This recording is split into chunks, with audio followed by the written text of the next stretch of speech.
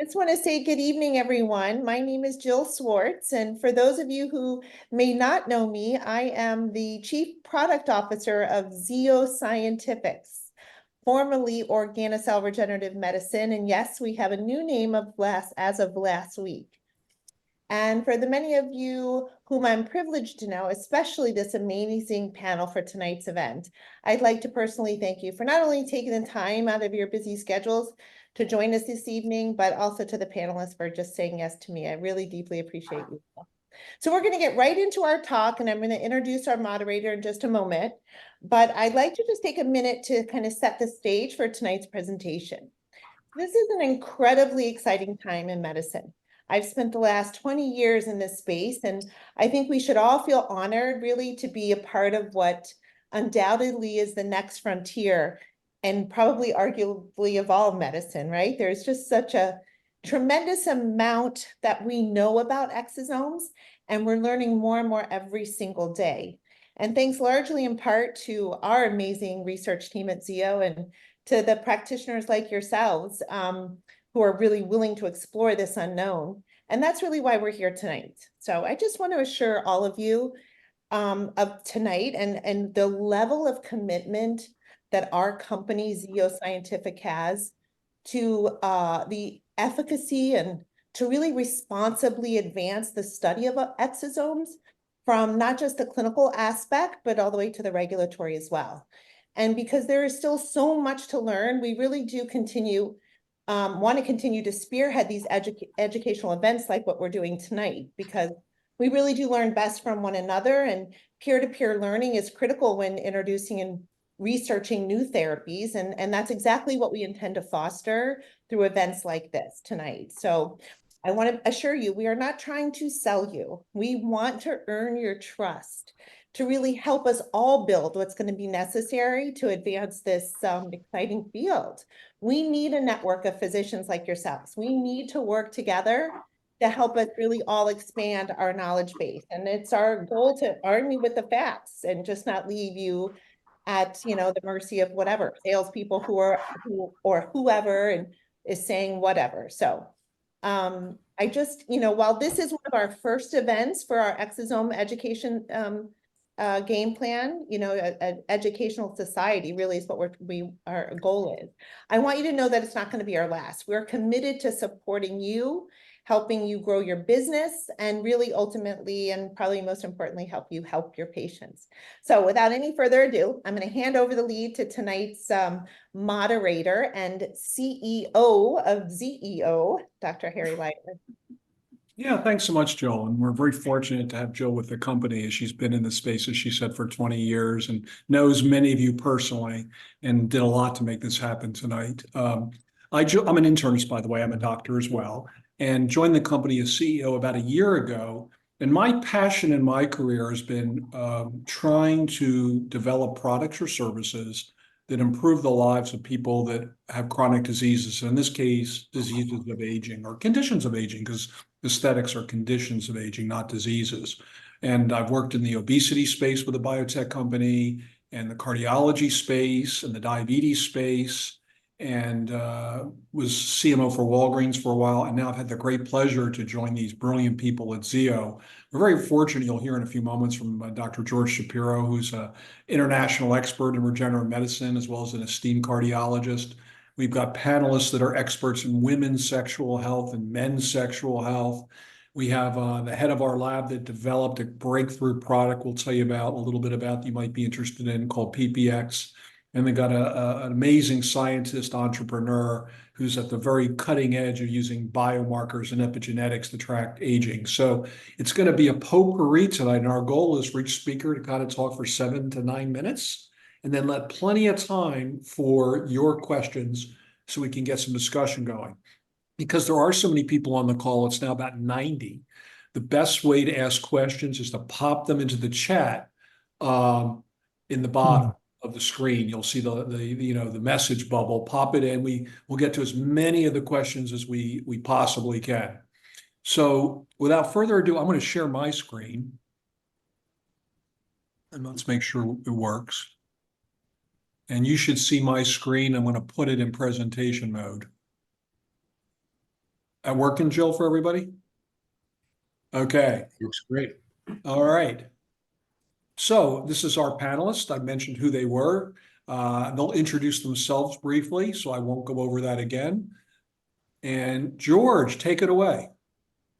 Sure. I want to thank everyone for coming tonight. By way of background, my specialty is related to mostly the heart. I trained in New York, and Dr. DeLucia was on the call. We went to medical school together. And my focus was really heart failure, heart transplant, and I started to get involved with stem cells about 30 years ago. Over the past 18 years, I transitioned myself to more of a concierge physician, focusing in on longevity and regenerative medicine. I joined Organocell, now Zeo Scientific, about 8 years ago. And our goal was to really find a way to use some of these new biologics, since it's getting so popular, to improve aging. And tonight, before I get started, I just want to mention an article that was published by Dr. Horvath, and I know Ryan Smith is going to talk to us about Dr. Horvath, but this was an article published in Geoscience. And what they did was they gave young plasma of porcine animals to rats, and they saw a 67% reversal in epigenetic age. And if you translate that into humans, that equates to an 80-year-old reverting to the age of 26. And this is striking. And this is why this field is so incredible. And, most of the research we've done, if you can go to the next slide, has to do with initial trials with COVID. We were taking care of acute COVID patients in the ICU in a hospital setting. And we out of 10 patients, we saw about 7 patients improve in what we call a SOFI score. That's a critical ICU score. And the higher the score, the more sick you are. And it's measured by electrolytes in your blood. It's measured by respiratory rate, oxygenation, et cetera.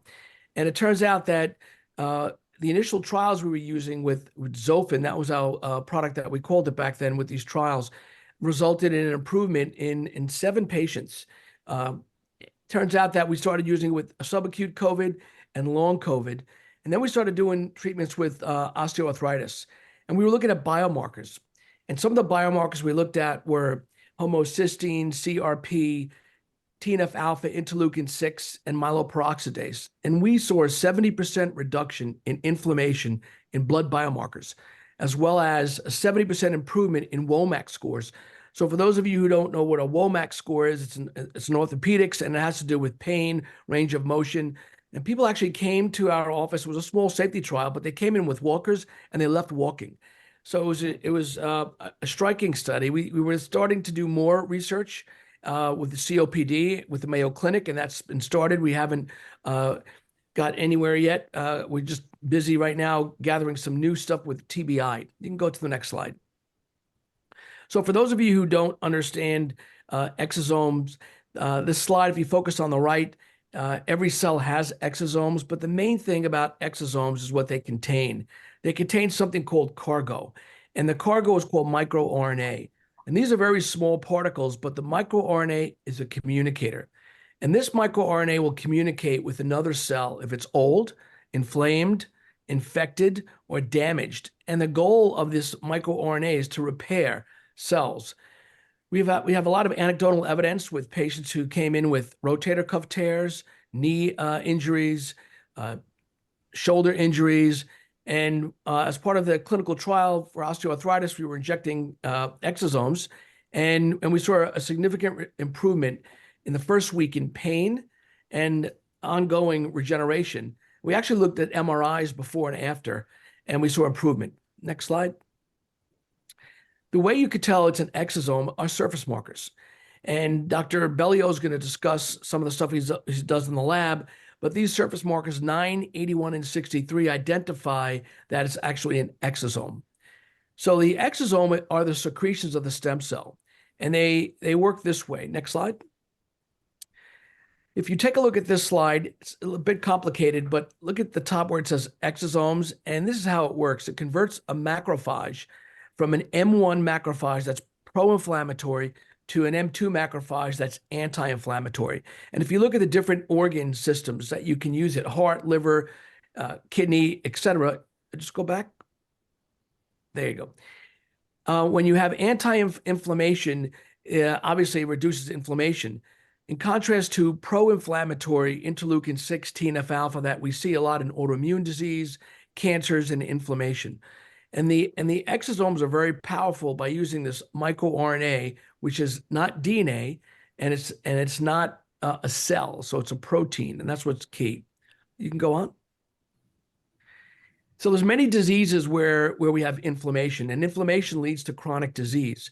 So for my career, starting with concierge medicine, and I kind of shifted to a company called Fountain Life. And Fountain Life was started with Peter Diamandis, Bob Harari, Tony Robbins, myself, and Dr. Cap.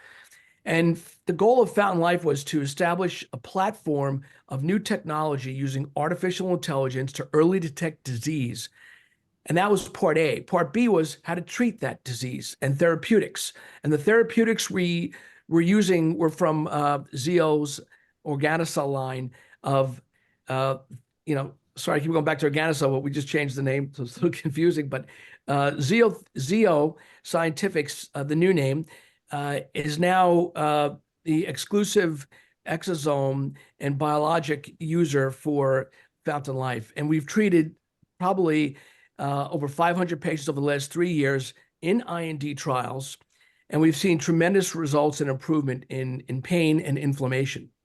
But in addition to what we're doing, there's many different ways that we can use exosomes. You can do it in hair, and Dr. DeLucia is going to talk about aesthetics, face and hair. Dr. Bano is going to talk about sexual medicine. You can also inject it nasally for it to go into the brain.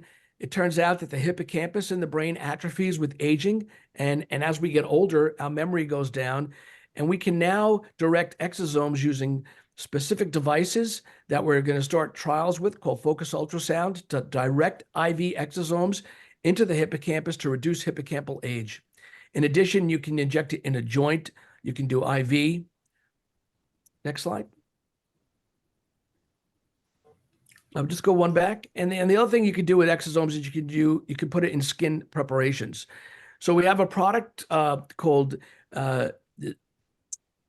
it's a cream that we're using, and the goal is exoceutical cream. And what it does is it stimulates your own fibroblast in the skin to stimulate what we call hyaluronic acid. So instead of giving yourself a filler, you can use a cream to make your own fillers. And this is a state-of-the-art new aesthetic cream that most practices are seeing tremendous responses with. Next slide. What's really transitioned the field is something called PPX. So as a result of the FDA coming down on exosomes, we needed a new way to use exosomes that were legal and under the guidance of the FDA. So everyone's heard of PRP, and Dr. Bellio is going to go into detail, but the difference between PRP and PPX. PRP is you draw your own blood in a doctor's office, you spin it down, and you put it back into the patient, usually in a joint. And it turns out that we don't know what we're putting in the patient. And that's initially where I met Jill Schwartz and Dr. Bano about 10 years ago when we were doing a lot of PRP. It turns out that we don't know what we're injecting with PRP. So for the first time ever, we can now look at that PRP, get sent from the doctor's office to the Zeo Scientific Lab, and we can look under the microscope, and we can now identify exosomes. And through new centrifugation methods, we can now concentrate exosomes to 300 billion in 1 ml dose. And this doesn't require any FDA approval. It's sort of like second generation PRP. And this is really changing the industry. And it makes doctors feel less nervous using exosomes because it's a gray area right now, but not PPX. So this is autologous exosomes. You can go next slide. Some of the research that I actually did was a study we did with Fountain Life. And we had patients who had osteoarthritis of the knee, and we compared IV autologous exosomes to intra-articular autologous exosomes.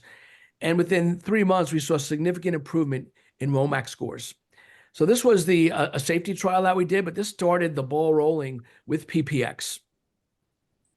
You can hear more about that with Dr. Bellio. You can go to the next slide.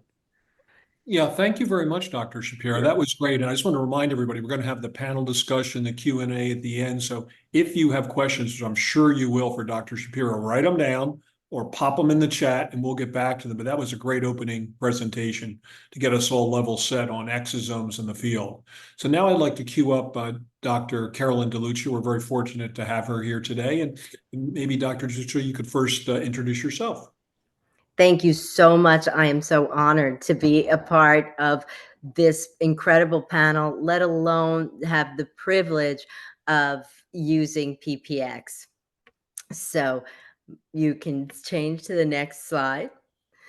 My disclosures and who I am. I'm an OBGYN and I have steered away from traditional OBGYN to be more of a functional gynecologist. And that is someone who's going to study the intimate wellness and the quality of life for women. And with that, I'm a key opinion leader for several device companies, and I'm faculty for several CME medical groups in Europe, and I'm traveling almost every weekend, teaching somewhere and speaking. I'm the author of 2 books for laymen. They're not textbooks, these 2. These are for laymen to try to understand what is available in the not so traditional medicine route. And I'm a chapter contributor to several textbooks in the aesthetic and regenerative medicine. I'm a contributor also to Tony Robbins' book, Life Force, and I have other medical publications. Next slide. So, what I'm going to talk about is what I hear and address every single day in my office from that little stool I sit on. And basically, it's listening to the reports from women about their discomfort with their private lives. So, vaginal atrophy, painful intercourse, lack of sensation, urinary incontinence, orgasmic disorders that will occur due to lack of blood flow, recurrent urinary tract infections, and vaginal infections. And all of these issues come to the conclusion that we need to maintain healthy blood flow to female tissues. Otherwise, much like this cactus, that is what it feels like to be intimate in the menopausal years. So it's all about estrogen supporting the blood flow to the vaginal tissues. When we lose hormones, we lose blood vessels. And if we have a means of regenerating the blood flow to the genitalia in men and in women, then we are able to maintain the ability to have sex. But without it, it feels like you're having sex with this cactus. Next slide. So, the regenerative procedures that are available, we have platelet rich plasma and we have exosomes, adipose tissue. And the key is that the newest frontier and the absolute main focus of every conference that I have been to in 2023 and 24 has been exosomes. Exosomes. And what we're seeing in the aesthetic world is that these platelets or these exosomes are being derived from many different sources. And those being platelets from pooled patients. So, pooled patient platelets, they're coming from adipose tissue of human origin from Korea. They're coming from plants. They're coming from fetal origin, such as Wharton jelly and placenta. I will say fetal origin is actually rather safe because the baby would not reject the mother and the mother would not reject the baby. There are no antigen factors there. So placental origin and wort jelly are good sources for exosomes. But what's better? There's nothing better than autologous exosomes. Next slide. So what we have to think about is, how can we use these products? And the gist of what's happening from the FDA is that none of these sources I've described so far can be used by injection unless you're involved in a clinical trial. And with that, all of these companies that are producing these exosomes are developing topical cosmeceuticals in order to get around the FDA and be able to sell their product at all. So it's being used as topical creams. But what if we can use exosomes just like we've used PRP? And what if we can mix them together and fertilize? PRP will always be fertilizer, but exosomes are incredible components of our stem cells. The ability to carry the microRNA, it's like a letter being sent between two cells.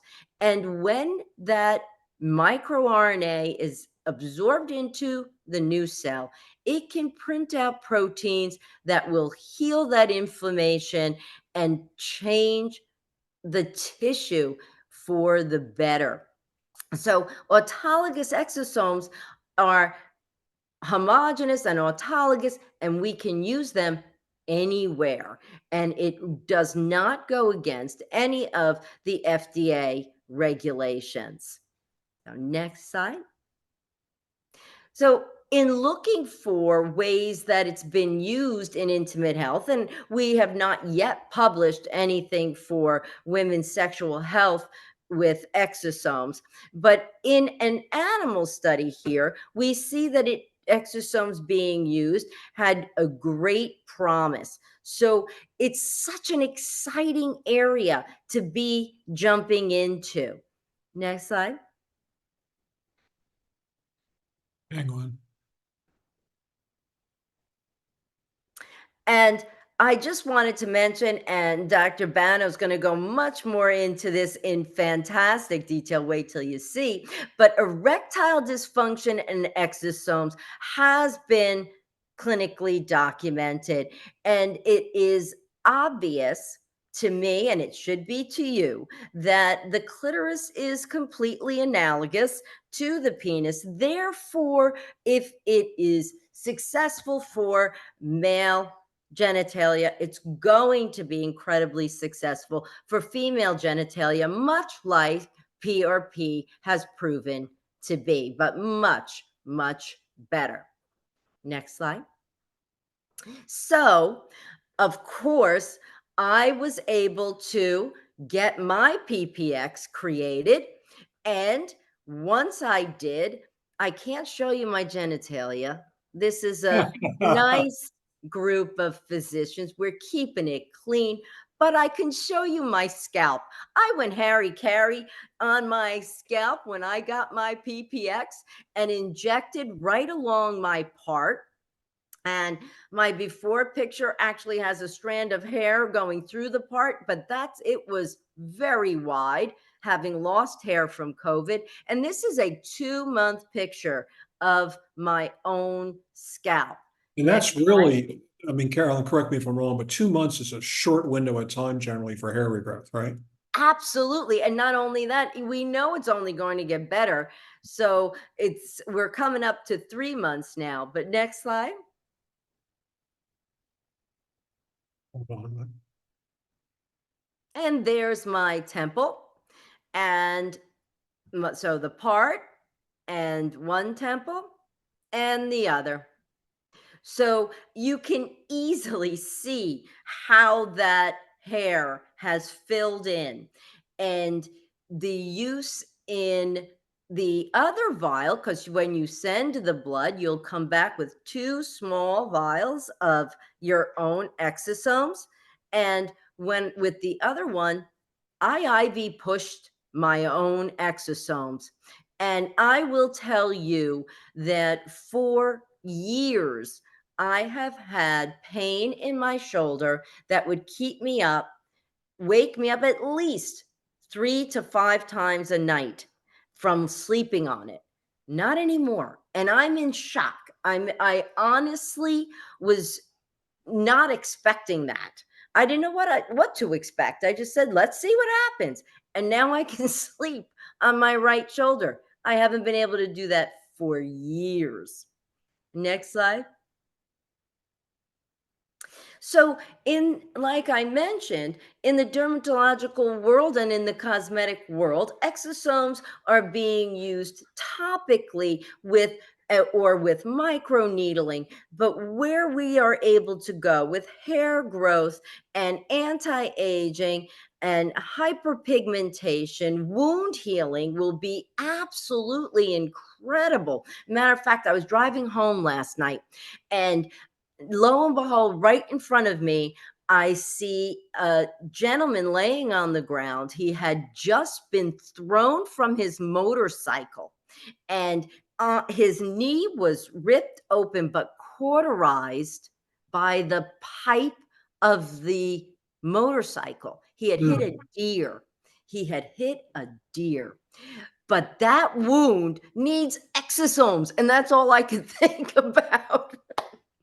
But we made sure he was stable, obviously, and the young man is okay. But he totaled his motorcycle hitting a deer, and his knee will need exosomes to heal.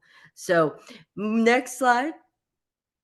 So Dr. DeLucia, thank you so much. And sharing your personal stories, I think, are very powerful as well. Just a comment, with the IV push, we're just learning.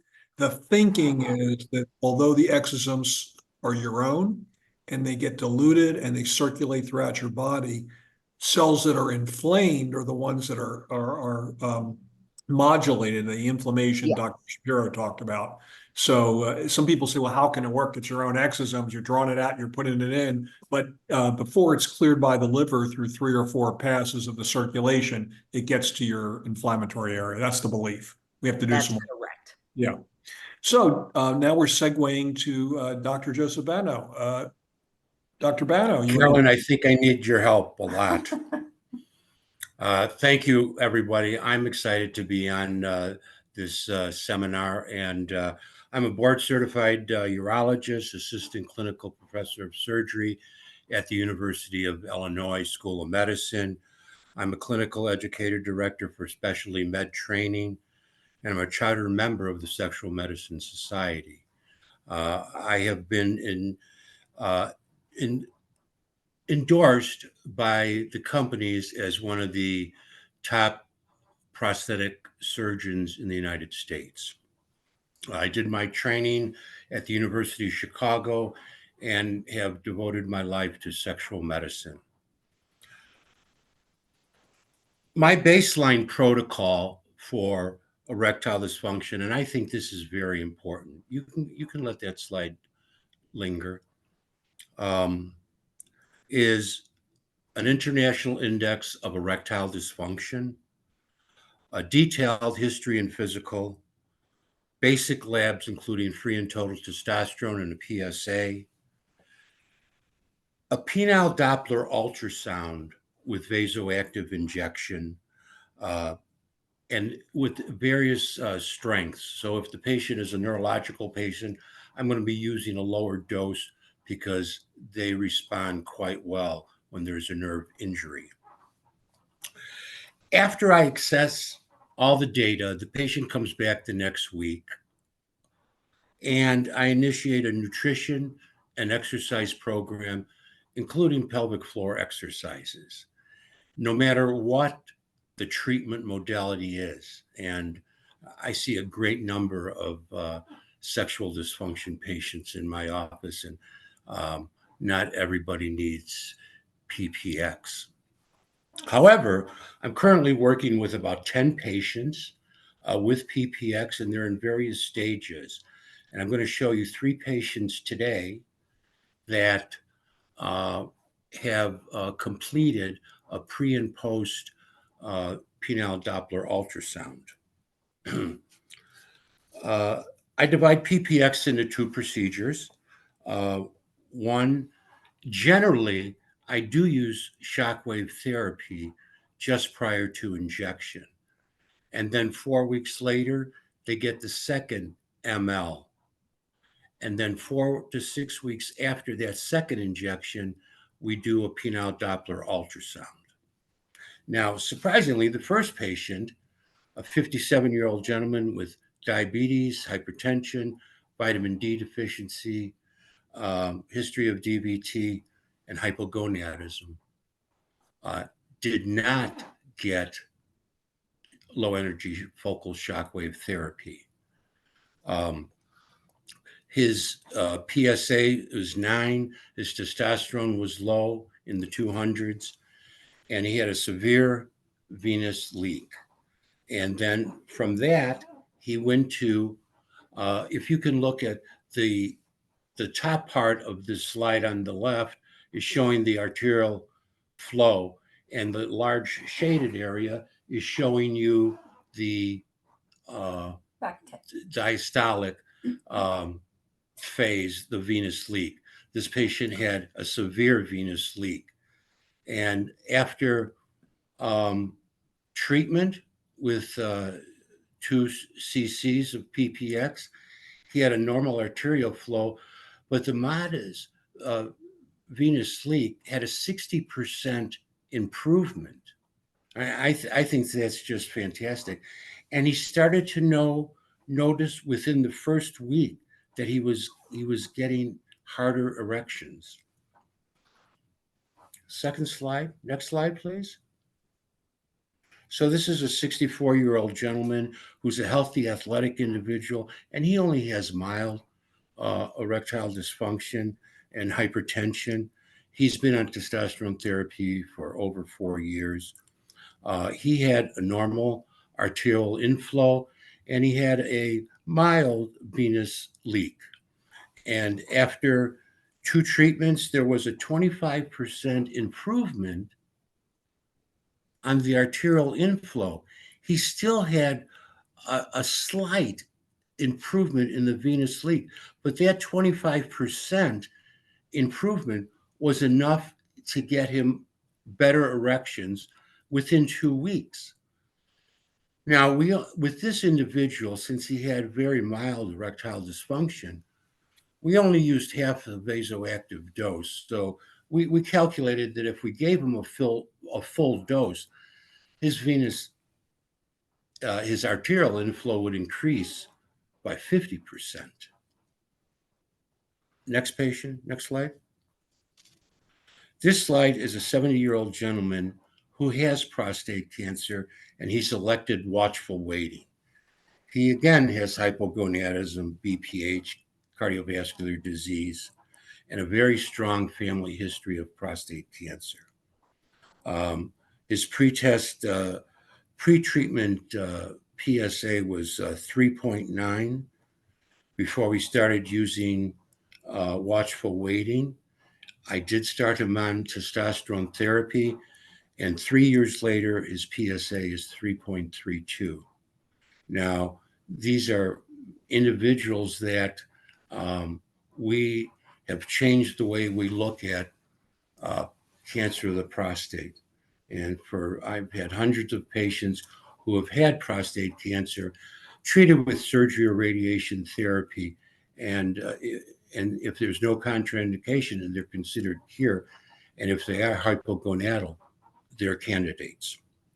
So with his first PPX injection, he had good results in the first week. He did, prior to injection, have 3,000 low energy focal shock waves. His second PX treatment took 2 weeks for effect. The first one only took a week. Again, it was preceded by 3,000 low energy shock waves. He was so happy with his results, he can't wait to have a second round of PPX. So he had a normal arterial flow with a minus venous leak. His arterial pressure went up by 30%. Next slide. This slide is just showing you type 2 diabetes causing inflammation. And this could be from heart disease, hypertension, smoking. And it's this area of the inflammation that we think that PPX is beneficial in reversing that. And we've started drawing markers on these patients. And initially, after within 1 week after treatment, I saw an increase in inflammation. But then 4 weeks later, we saw a severe decrease in inflammatory markers, mainly C-reactive protein, myeloperoxidase. So I think this is an excellent treatment modality for some patients with mild or moderate ED. So currently, the next slide is a patient who has also diabetes, and he was testosterone deficiency. You can't go yet, Mike. And so by testosterone, we think of that as needing libido, but it's used in the CMP cycle of providing increased nitric oxide, so that just giving PPX to these hypogonadal patients may not be enough. And that's why I really do take a multidisciplinary approach to treatment. And I'll reemphasize it again: nutrition, exercises, aerobic, anaerobic, plus pelvic floor exercises is the key. We've had patients who've been on Viagra therapy for years, and it works, and then gradually it doesn't work. And that's because they haven't done anything to change their lifestyle. Thank you. Thank you so much, Dr. Bano. Really interesting, a very comprehensive view of caring for these patients in a multimodal way. Really great talk. Okay, now we have one of our own, Dr. Bellio, who will introduce himself in a moment, but he's a humble man, so I'll just tip my hat to him that despite his relative youth, he is the inventor of autologous exosomes, the product we call PPX, and a pioneer in the area of stem cells and exosomes. So, Dr. Bello, do you want to introduce yourself? Yes, thank you, Harry. Thanks for that introduction. And thank you, everyone, for joining. I'm very happy I can share some of our research with you and help spread the word about our newest product called PPX. My background is I have a PhD in molecular and cellular pharmacology from the University of Miami. I trained there as a basic scientist doing stem cell research, but soon ventured into the cell manufacturing world in my postdoc and really got more intimate with the manufacturing of tissue and cell-based products. And when I was there, I was introduced into exosomes and what are some of the ways we can extract and expand large amounts of exosomes for clinical use. So that's where we do at Zeo Scientific. We're a research-based company that's developing all these products for clinical use. So you can go to the next slide, Harry. Hang on. It's a little finicky. Okay. So the main product that we're discussing tonight, PPX, which is our autologous blood-derived exosome product. The development of that product, as we've been saying, was really derived from the PRP concept, the platelet-rich plasma. And our intention was that we wanted to develop a new PRP-like of product that was better, something that was more consistent, more reliable, and more potent. So that's where we got PPX. The biggest difference with PRP and PPX is that PRP is really a cell-based therapy. PRP really relies on the platelets and the amount of platelets that you can inject into the different tissues. The problem with the cell therapy is that they're very variable. Things like the compositions of the cells in your mixture, whether you have white blood cells in there, the amount of platelets, red blood cells, all of that mixture of cell component can really impact the potency of a PRP product. However, in PRP, we also have small amounts of exosomes. So when you're getting a PRP treatment, you're getting a real big batch of different stuff, exosomes, cells, plasma, all these different components. So we wanted to approach it where how could we take a PRP-like of preparation and separate out that exosome fraction so we can focus in more on a singular process so that we can get a more focused and effective signal and process. And so a lot of the research I've done has really been to kind of demonstrate that concept of us being able to isolate clinical grade sizes of exosomes and then demonstrate how those exosomes are different than a PRP preparation. So the data you see here on the left is a basic ELISA assay where I looked at the exosome concentrations in a PRP preparation from a single person compared to the PPX preparation from that same person. Because as I said, our concept is we're able to extract out the exosomes and concentrate them into a smaller vial dose. And that's what this data shows here. It shows that our PPX products have 2 to 3-fold higher concentration of exosomes at the per ml level. And that is really important when we're trying to do our different targets of trying to inject things into smaller areas in the body, really getting a concentrated dose of exosomes in a small volume.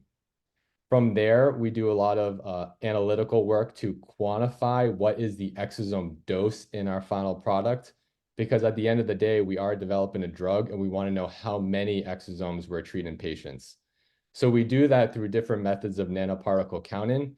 We actually use a fluorescent technique where we're able to stain nanoparticles with exosome-specific antibodies such as CD9, and we can count specifically the amount of exosomes in our per ml of PPX.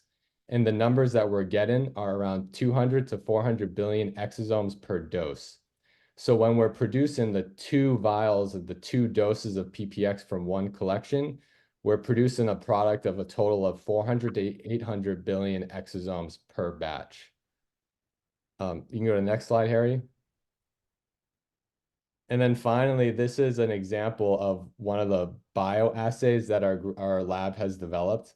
These bioassays are really important because not only do we want to characterize what's in our product, but we also want to show that the products are therapeutic and that they have a therapeutic potential. So here we did a basic comparative assay testing the anti-inflammatory effects of a PRP preparation versus a PPX preparation from the same donor. So what this assay does is we took a monocyte cell line, which are the cells that cause inflammation.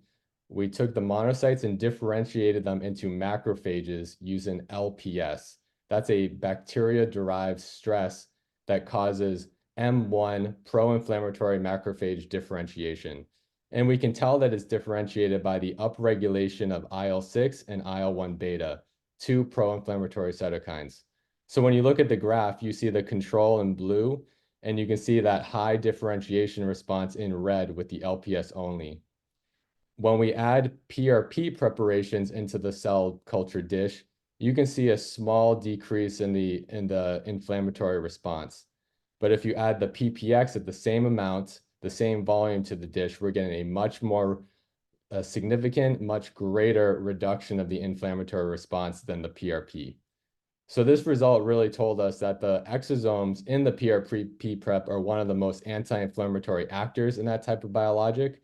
So by being able to isolate out only that fraction and concentrate it, we were able to get a greater anti-inflammatory response in our product. And that's it. Yeah, and I guess the point of this slide, Michael, was maybe Oh, can people do okay. this? Can people do this in the office, or does it have to be done in a lab? Absolutely. So PPX has to be done in a manufacturing facility like ours because we have some really high-tech ultracentrifugation and filtration techniques that allow for that separation of the exosomes from the whole blood and plasma. So that is one of the reasons why the blood must be collected in the clinical setting and shipped to our lab overnight in a cold controlled box where we will receive it, process it that next day, and then we store the product frozen at -20 degrees Celsius. Once that product gets stored frozen, we do take a small sample and we test it for microbiology and endotoxin to make sure that the product is sterile and free of endotoxin before we release it back to the clinic. So currently there is around a 10-day turnaround time from the point of collection to receipts back in the clinic. And the front end of collecting the blood in the office is exactly like PRP. It's not a special process per se. And yeah. Correct. We've developed a PPX collection kit, which is essentially a box with all of the collection materials, such as the blood collection tube, the butterfly needle, the anticoagulant, and all of the temperature monitor and stuff that when you ship the product back to us, we make sure that everything is under a compliant CGMP qualified procedure. Great, thank you. If I can add just one thing there real quick, and I want to get to Ryan in all fairness, So but I think what's really important here to emphasize, because I know all of you, we've got 100 some odd attendants, a lot of you are from the regenerative space, very familiar with PRP. And what we promise is not to sell you, right? What we're really trying to tell you, this is next generation PRP. This is not something that you're going to be able to do in your office like PRP. This really, really is next generation. So it's so important. There's super shot out there. There's this out there. We are the first, and this is the first of its kind, autologous exosomes. And it's because of our ability in the lab. So I just had to clarify, add that. Thank you. Okay. Ryan Smith. Ryan is an amazing guy who's also very, very humble, but if I got it right, Ryan dropped out of medical school because he had a vision of starting this amazing epigenetic company. He's going to tell you a little about himself, the company, and how this fits into the world we're talking about.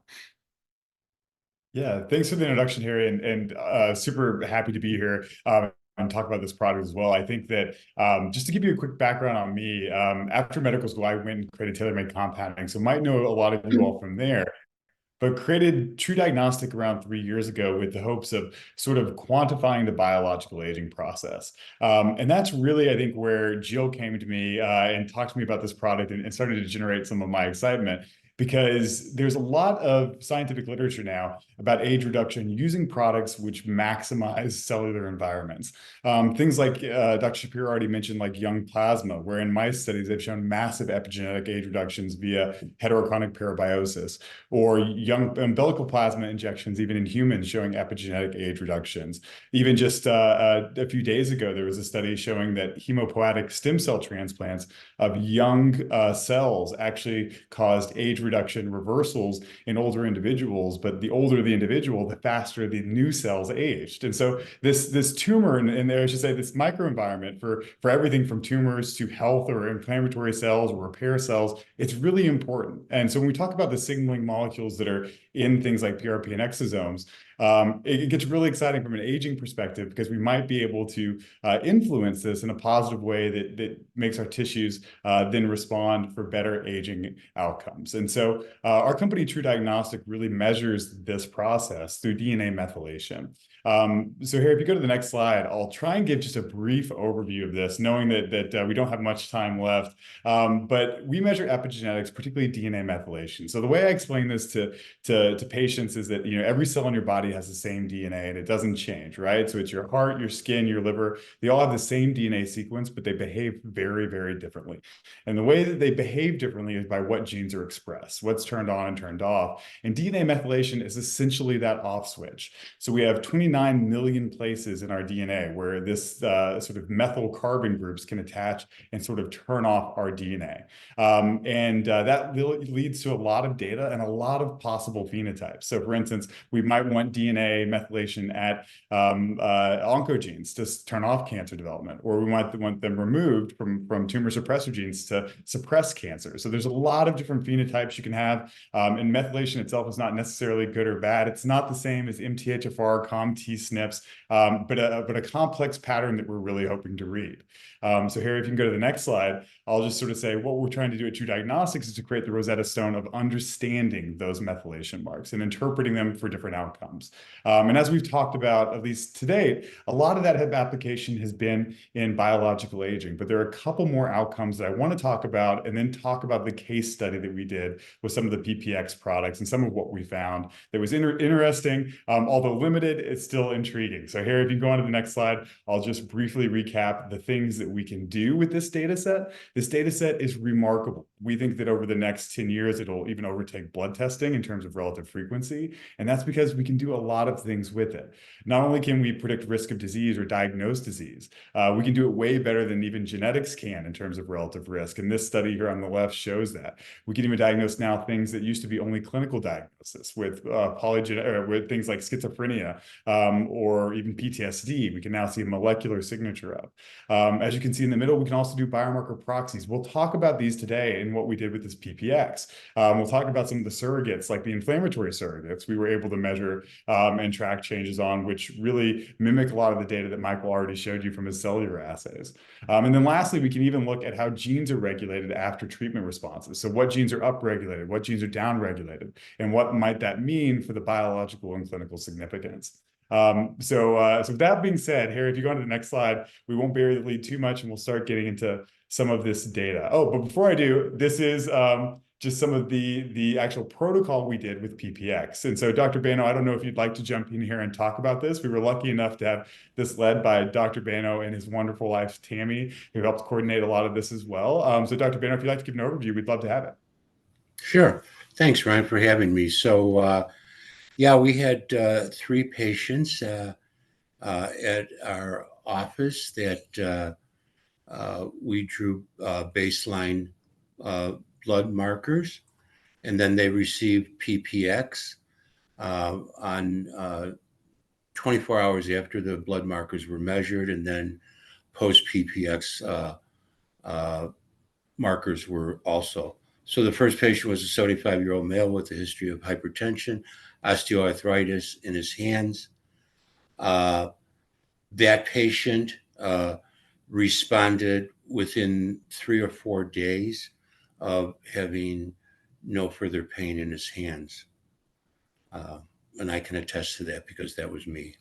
And just from doing many surgical procedures over the years, I was just amazed. I'll also say that we have our own lab in our office, so we do a lot of laboratory testing. And my C-reactive protein at one time was 8 or 9, and it's 0.8 at the present time.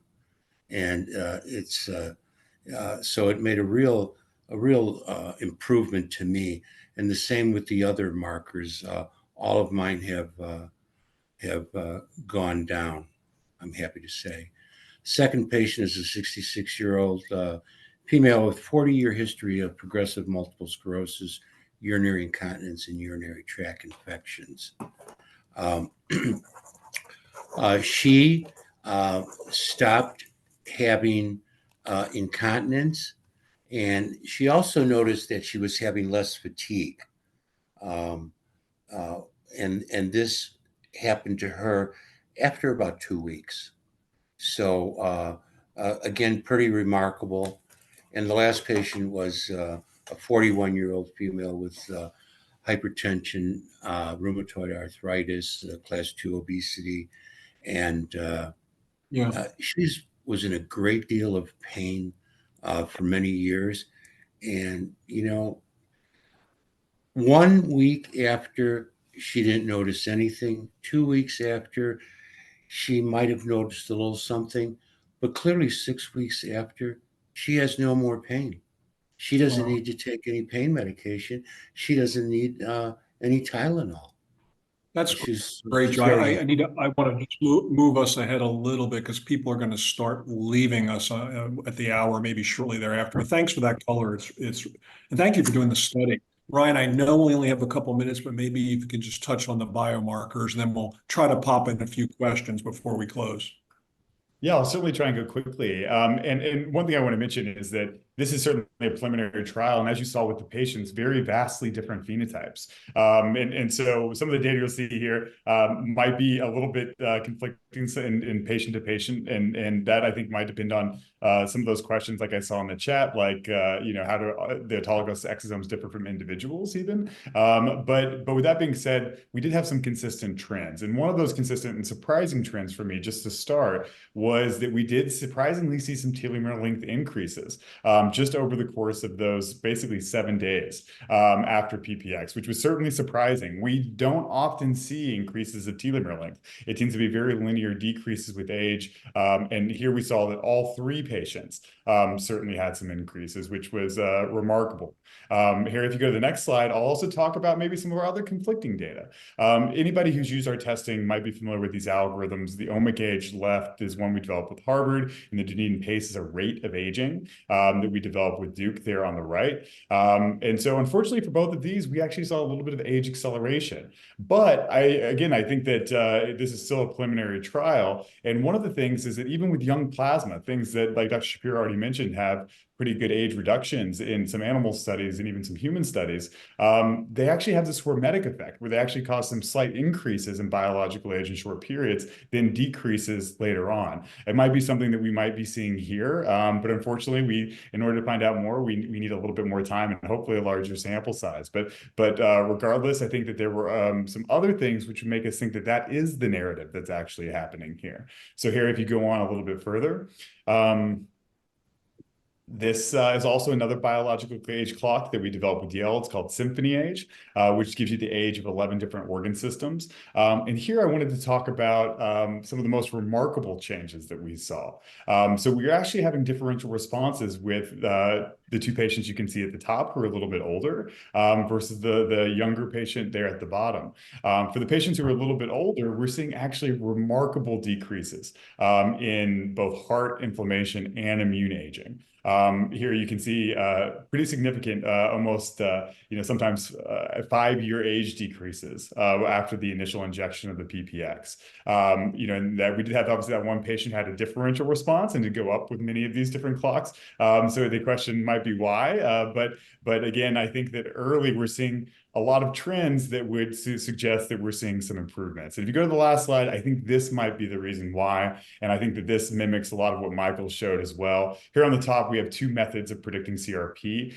You can see that both of them look very, very similar. It's actually our DNA methylation version of CRP, the predictor of CRP, has actually been shown to be better than regular CRP in almost every way. It has better associations to every outcome that CRP has with higher p-value significance.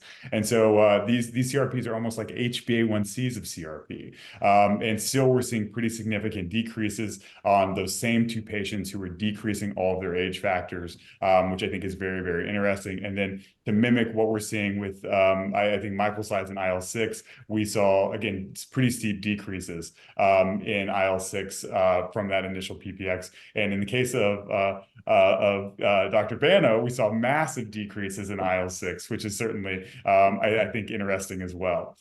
So again, it's very, very preliminary data, but I think that we are seeing a trend of overall inflammation reduction. I think we're seeing improvements in the heart, the immune system, and I think that's really interesting. And I think that maybe over longer periods of time, it would be really interesting to reanalyze this data, see what trends we're seeing in those relative changes. But I think we're super excited about this for the same reason that we're excited about young plasma, the same reason we're excited about plasma apheresis and plasma exchange.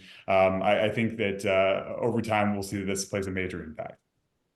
Great. Thank you so much, Ryan. Really, really intriguing stuff. We're only going to have time for a few questions because the talks have been fabulous. They've been pretty in-depth as well and pretty comprehensive. I tried to put the questions in buckets so we can tackle a bunch at once. There's a whole bunch of questions related to exosomes aging, concerns that maybe PRP from older people that are in their 60s, 70s, or 80s may not be as potent. Is there the same concern with exosomes? Do we know, is a PPX, for example, as good in a 70-year-old as it is in a 30-year-old? That's research that's still being done, but I'm going to pitch that to Dr. Bello to give us a short answer to that long question.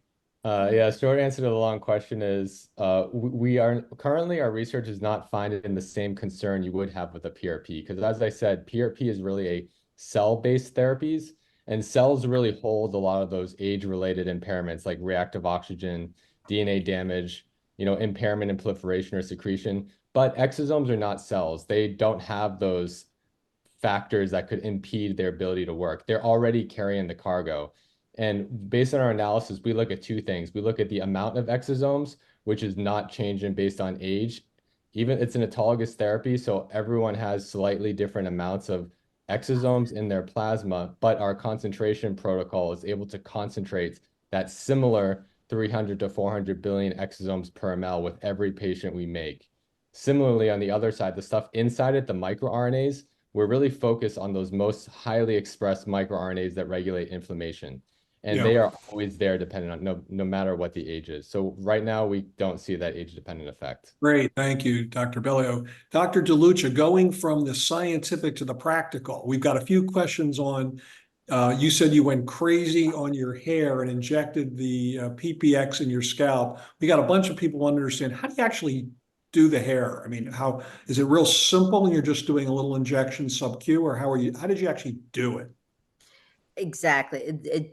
Tiny injections subcutaneously, similar to, if not identical to, the protocol for PRP.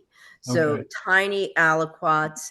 I used the full 1 ml syringe in a 1 ml syringe and just did tiny aliquots along the part in my crown where I was losing hair and on the temples where I was thinning.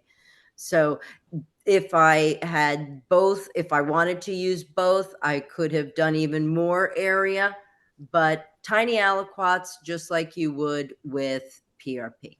So full disclosure, because I'm now involved with this field and I learned a lot about it.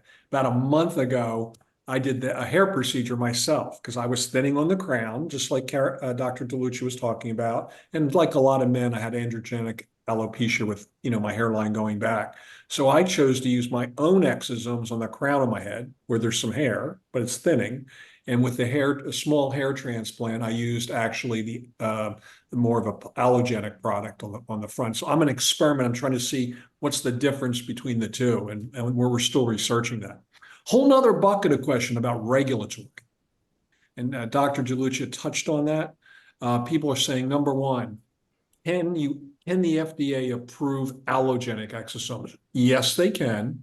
But to Dr. DeLucia's point, nobody yet has received an FDA approval for allogenic exosomes, for exosomes coming from one person going to another. We happen to get ours allogenic from human amniotic fluid, as Dr. DeLucia mentioned. But we are doing research in our company, as are others doing some research, to try to get to FDA approval. But as we speak today, most companies are either doing no research or they're maybe in phase 1 or phase 2. We're in phase 2. In the meantime, autologous exosomes, as Dr. DeLucia pointed out, where it starts with you isolate it from the patient's blood, it goes back to the same patient. It's minimally manipulated. You're not adding anything. You're not cloning it. You're not growing it. You're not using a bioreactor. If it meets all those criteria and it's autologous, the FDA is very clear. It's like PRP and it does not need regulation. So from a clinical standpoint, you can be a little more comfortable advertising to your patients the use of it just like you do PRP, and that's sort of a safe harbor for now. So that's a whole bucket of regulatory questions. Another question for Dr. Shapiro. Harry, can you just stop sharing the screen? Oh yeah, thank you. I'm sorry.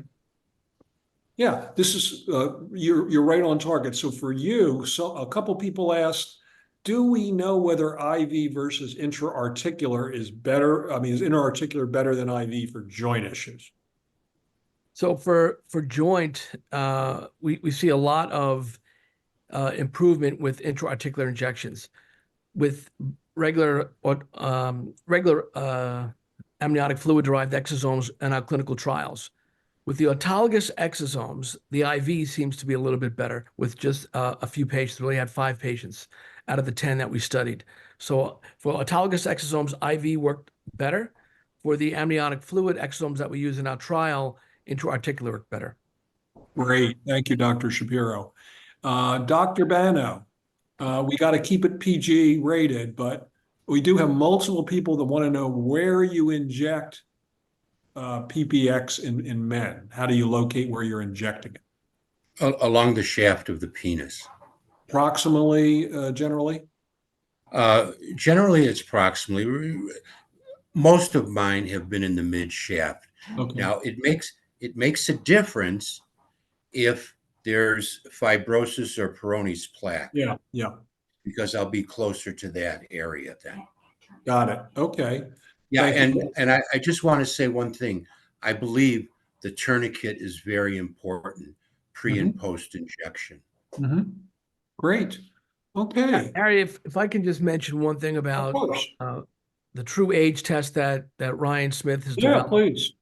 So we've been at Fountain Life, we've been taking care of patients for 3 years now, and some patients had stem cells, some patients had exosomes, and some had PPX exosomes. So we're able to look at age over 6 months and 12 months and 1 year and a half, compared to the trial that Dr. Banner was doing, which was 24 hours and 7 days.